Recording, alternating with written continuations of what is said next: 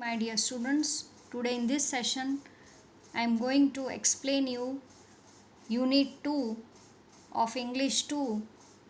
Name of the chapter is Man's Relationship with Animals. Once there was an Arab who owned a very fine horse. The Arab treated him with care and kindness. One day the Arab was attacked by some robbers. He fell off the horse. He was so seriously wounded that he was not able to get up. His horse saw this. He understood that his master was badly hurt. He seized his master's belt between his teeth and brought him home. People who saw this praised both the horse and his master. Now, this is a story of the city of Canada, Secret for Two.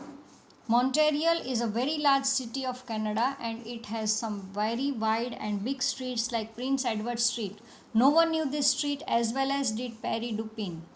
Perry had delivered milk to the families on this street for near about 30 years.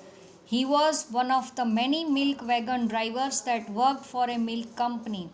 During the past 15 years of the horse which drew the milk wagon used by Perry was a large white horse named Joseph. The name of the horse was Joseph. Horse first came to the milk company. He didn't have a name. They told Perry that he would use this white horse. Perry stroked the horse's neck and looked into his eyes. "This is a nice horse, a kind and gentle one," said Perry. "I will name him after Saint Joseph, who was also very kind and gentle." The name to the horse was given by Perry. Within a year, Joseph knew the milk route as well as Perry did. He used to say that he didn't need reins. He never touched them. Each morning, Perry arrived at the stable of the milk company at 5 o'clock. The wagon would be loaded and Joseph hitched to it. The wagon without any direction from Perry would arrive in the Prince Edward Street. The horse would stop at the first house, allow Perry perhaps 30 seconds to get down from his seat and put a bottle of milk at the front door.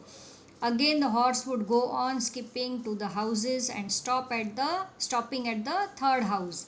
So down the length of the street the two would go.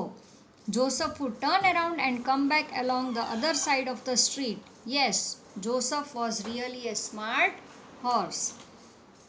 So it went on for years like this. Same. Daily they both used to go and deliver the milk bottles. Perry and Joseph grew old together, but gradually, not suddenly. Perry's huge walrus mustache was pure white now, and Joseph didn't lift his knees so high. Jack was the foreman of the stable. Never noticed that they were getting old. "Hi, Perry," Jacques laughed. "Maybe you have got the goat hay." "Yes," Jacques replied. Perry uncertainly, "but as one grows old, legs get tired. Now I am getting old, so I am not able to do my work properly." One morning, the manager of the milk company came to inspect the early morning deliveries. Pointing out to Perry, Jacques said to him, "Watch how he talks to that horse, whom he calls Joseph.